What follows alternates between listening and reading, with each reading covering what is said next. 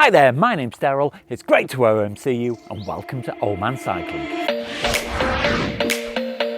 So today nothing special planned, but I am going to be trying to manage the battery life. I've got a ride of about 26 miles planned, so let's get cracking and see how it goes.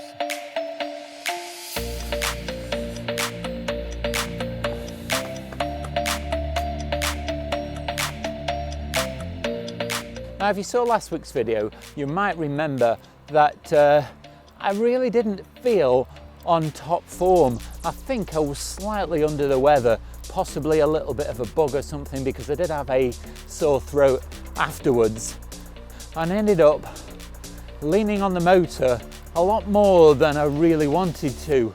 But really, that's what it's there for, so it's not really the end of the world.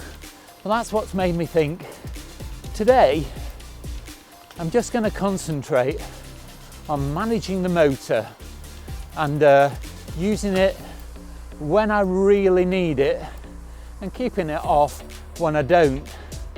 One of the things that I realised on my last ride was that I could use it as an extra couple of gears, because certainly going up hills I found it very tough going and I didn't feel like I'd got enough gears. So putting the motor on just gave me almost an extra gear, because it gave me that extra little bit of boost. And so that's what I plan on doing today. At the moment, the motor's off because I am doing quite a flat ride today. I'm in Cheshire and most of Cheshire is reasonably flat. I think looking at the Strava data, the maximum elevation change I've got today from the lowest point to the highest point is 200 feet.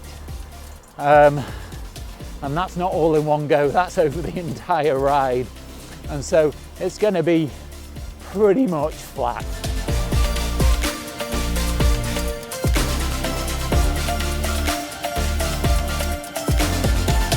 Now, this is a typical country road here in the heart of Cheshire, very flat, because Cheshire mostly is a plain. There must be some geological reason why it's as flat as it is.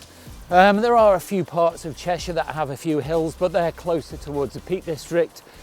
And for the most part, where I live, all the way over to Wales and up to Liverpool, is pretty much as flat as this.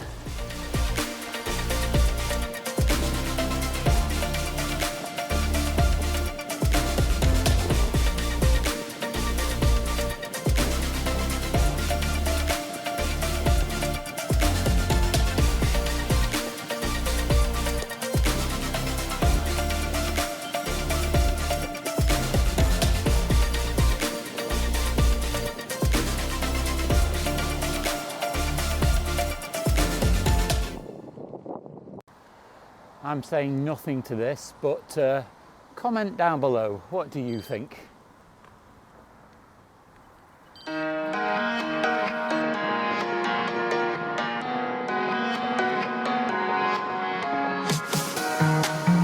So the ride's going really well so far today. I'm just over halfway through and I've not put the motor on once. In fact, I've not even thought about putting the motor on. I felt like I've had plenty of energy, mainly because the ride's been pretty flat, but also I think it's helped that there's a little bit of fine drizzle in the air as well that's keeping me nice and cool. So it's not really tiring either today. So I'm going to get cracking again.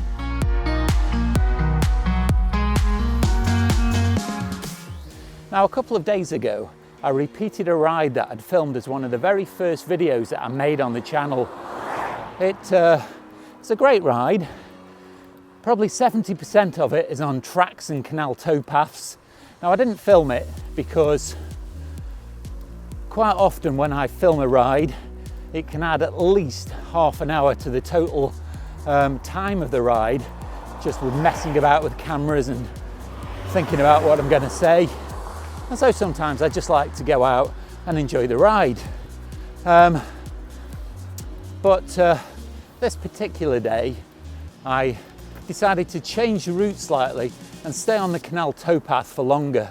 Now, if you're watching from outside the UK and don't know what a canal towpath is, basically during the Industrial Revolution, the UK was covered by a network of canals, which are man-made waterways designed to move goods about quickly because the road network wasn't as good, cars weren't invented, the trains hadn't really taken off yet, and so the canals were a great way of transporting goods about. And the barges that moved down the canals were pulled by horses, which is why they are called towpaths, because the horses literally towed the barges down the canals. Now, this one particular canal that I was cycling along started off with a really well-paved towpath, and it was a pleasure to ride on. Really interesting seeing all the locks. But as I got further on and I went into the area that I hadn't cycled before, the quality of the towpath deteriorated.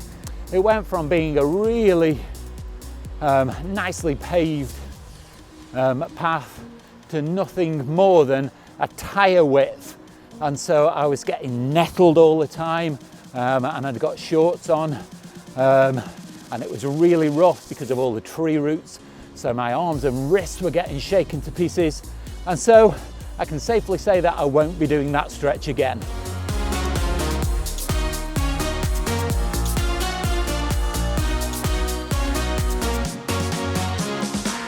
I am finding it increasingly difficult to find roads to cycle down that I've not cycled down before. Now, I have found a few today, but I had to do a lot of searching on Strava really to find some new routes. So I think in the future, if I'm looking to find new routes, I'm going to go outside the area, which should make it more interesting for me, but also it should make the videos a little bit more interesting as well.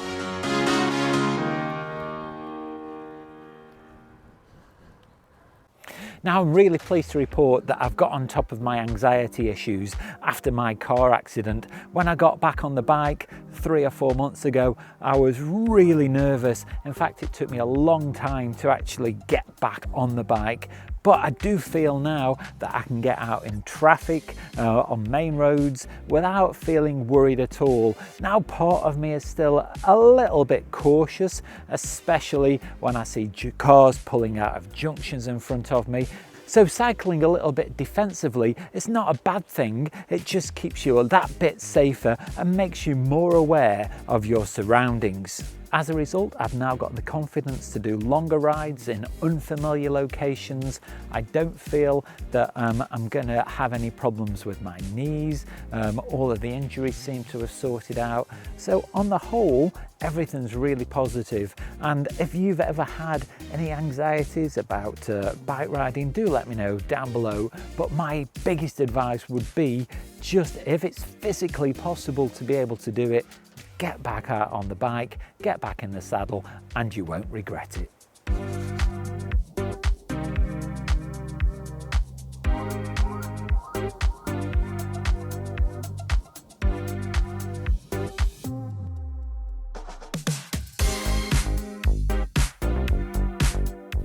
Now, that's been a really pleasant ride. It's not been at all taxing, and I've managed to keep the motor off for the entire ride. Now, that wasn't my initial goal. I wanted to just manage the use of the motor throughout the ride, but my goal is to try and increase my fitness. And so because it was quite an easy ride with no great elevations, I didn't really need the motor at any point. Now, overall, I've used about 3% of the battery, and I think that's mainly down to the lights on the front and the back that are powered by the inbuilt battery in the bike.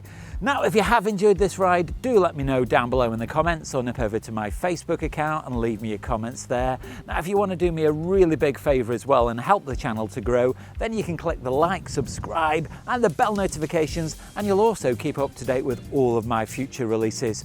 Watch out for next week's video. That's going to go live on Saturday morning. In the meantime, it's been great to OMC you. Stay safe, and I'll see you soon. I'm really going to enjoy my photography. I was about to say that, what a dick. I've not thought about putting the This bit is taking so long to record. So I've not been, oh, swallowed a fly. Ugh.